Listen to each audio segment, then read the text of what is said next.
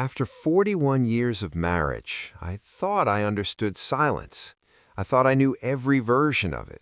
Comfortable silence, tired silence, the quiet that settles in after an argument. But when Evelyn sat across from me at our kitchen table last Thursday and said, "Daniel, I think it would be better if you didn't come to the lake house this Christmas," I learned there was a kind of silence that could crack a man open. I remember setting my mug down too carefully, like if I didn't move slowly, something would shatter. "What do you mean, don't come?" I asked. She kept her eyes on the table, tracing the wood grain with her finger. "The kids think, well, we all think, it might be easier this year if you stayed home. You've been difficult lately." Difficult. The word hovered between us, heavy and sharp. "Difficult how?" I asked. She sighed, that patient, weary sigh she developed over the last year, the one that made me feel like I was being managed instead of spoken to. "At Thanksgiving, you argued with Lucas about his startup idea, and at Claire's birthday, you made that comment about her partner's piercings. Everyone feels like they're walking on eggshells around you." Lucas, our son, 42, recently divorced and permanently chasing the next big thing. Claire, 39, a nonprofit coordinator with a bleeding heart and no tolerance for criticism. Good kids, I truly believed that. "I was having a conversation," I said. "Lucas asked my opinion." "And you shut him down," Evelyn replied. "You called his plan unrealistic." "It was unrealistic. He wanted to quit a stable job to launch an AI consulting brand with no clients." "That's exactly it," she said quietly. "You don't support, you judge." I stared at the woman I'd met in 1981 in a crowded university hallway, both of us late for class and laughing about it. We'd built a life, raised children, paid mortgages, buried parents. I'd spent 36 years as a municipal structural engineer, roads, overpasses, drainage systems, the invisible bones of a city. I was good at it. I cared about doing things right. "So that's it?" I asked. 4 decades and I'm uninvited from Christmas?" "It's just this year," she said quickly. "Everyone needs space. Maybe you could visit your sister." My sister lived in Halifax. We spoke on birthdays and emergencies. "Right," I said. That night I lay awake listening to Evelyn breathe beside me. The house felt hollow. I thought about the lake house traditions, cutting firewood, the old radio playing carols, Evelyn's tourtière cooling on the counter, grandkids in the last few years tearing through wrapping paper. And now I was being edited out like a scene that made people uncomfortable. The next morning she'd left early for yoga. A note waited on the counter. "Didn't want to wake you. Coffee's ready." I spent the day in my workshop downstairs. Lately, it was the only place that still felt like mine. The rest of the house had slowly shifted into Evelyn's rhythm, her systems, her preferences, but the basement remained unchanged. Tools, wires, notebooks, and one project no one in my family knew about. 8 months earlier, I'd run into an old colleague, Marcus Liu, at a retirement luncheon. He'd gone into private consulting after leaving the city, advising construction tech firms. "Biggest issue in the industry right now," he'd said, between sips of beer? "Coordination. Everyone's using different software, different standards. Half the delays come from people not speaking the same technical language." I nodded. I knew that problem intimately. "Someone's going to build a universal translation platform," Marcus said. "When they do, it'll change everything." He moved on, but I didn't.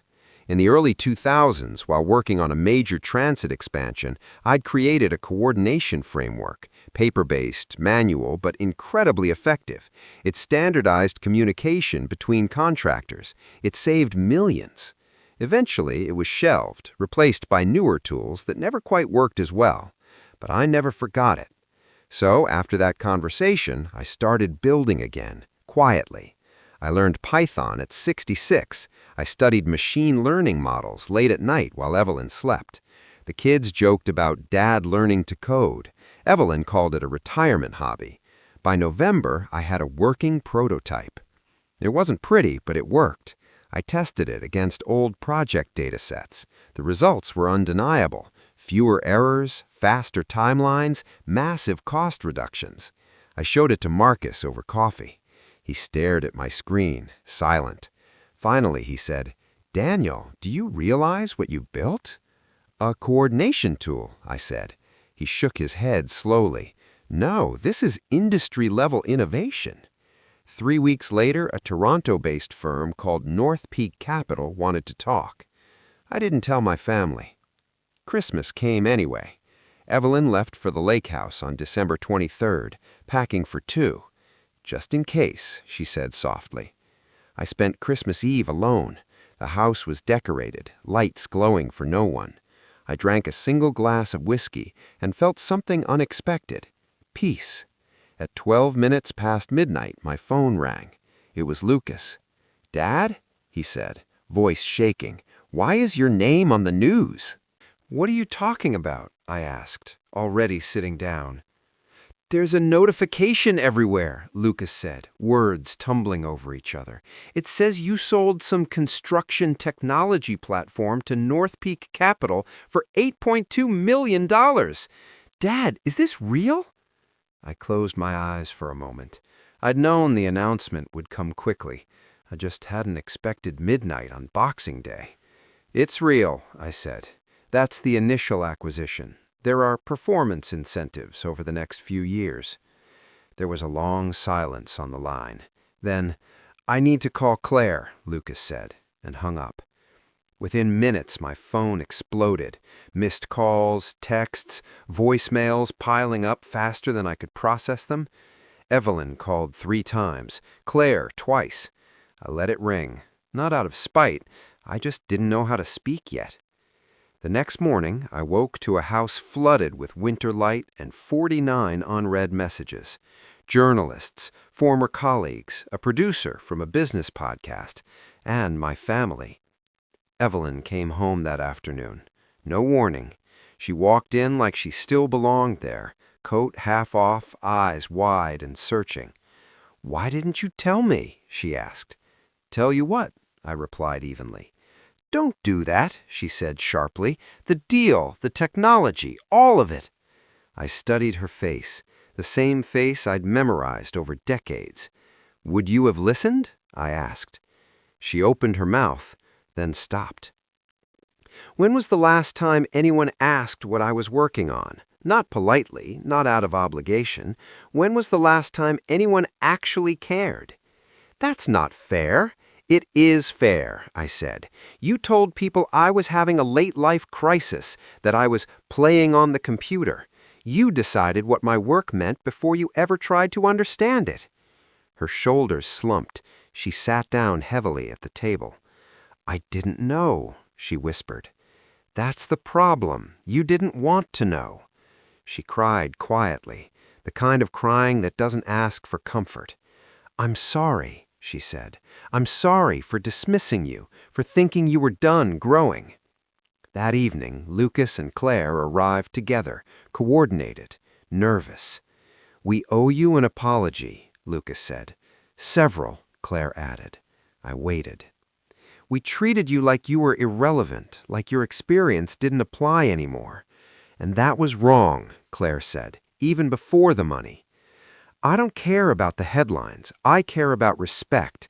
They nodded, both visibly shaken. "I need time," I said. "I'm not promising family dinners or pretending everything's fixed."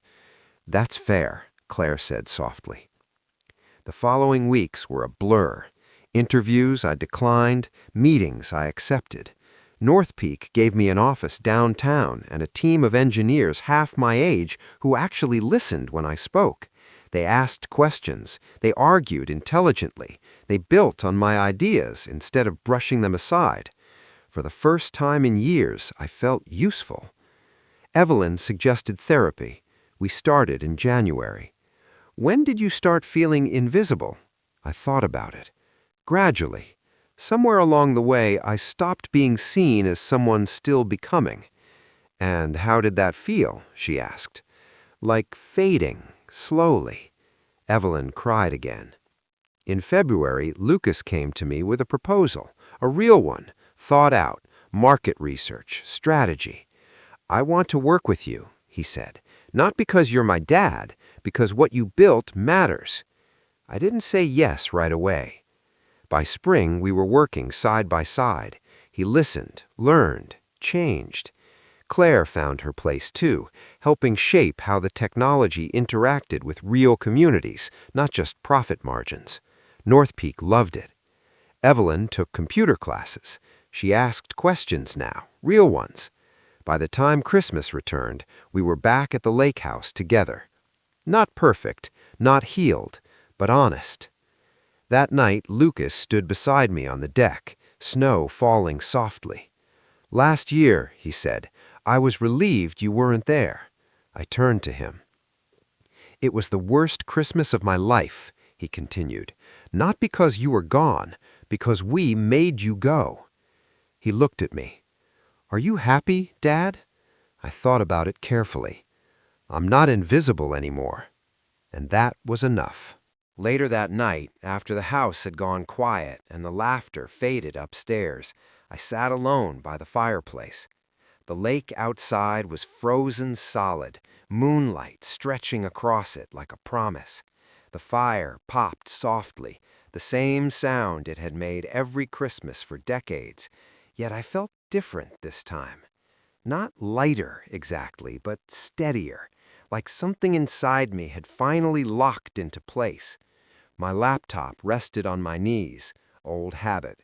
I wasn't working for North Peak at that moment, not officially. This was something else, an idea I'd been turning over for weeks. Infrastructure maintenance had always bothered me. Cities waited for bridges to crack, for pipes to burst, for roads to fail before acting. Reactive instead of predictive, inefficient, dangerous. I'd seen it too many times in my career. Now, with the platform's core architecture already proven, the extension felt inevitable. I sketched notes, nothing polished, just thoughts, variables, possibilities. My phone buzzed on the coffee table, a message from Marcus. "Quarterly projections just came in. You've exceeded every expectation. You built something rare, Daniel. Enjoy the holidays." I smiled, set the phone face down, and closed the laptop. For once, I didn't feel the urge to prove anything to anyone. The next morning unfolded slowly. Coffee, snowshoes by the door, the sound of Claire laughing upstairs as she tried to teach Evelyn how to use a new app on her phone. Lucas was outside early, chopping wood, insisting on doing it himself. When he came in, his cheeks red from the cold, he met my eyes and nodded. No words needed. Later that afternoon, Clara's partner joined us for a walk along the shoreline. Tattoos, piercings, a calm presence. He asked thoughtful questions about the lake, about how the ice formed, about how structures responded to cold over time. He listened when I answered, really listened. It struck me how rare that had become and how powerful it still felt. That evening, we cooked together. Not one person directing, not silent compliance, real collaboration, mistakes laughed off, advice offered and accepted. When I suggested a better way to time the roast, no one rolled their eyes, they just tried it. After dinner, Evelyn pulled me aside.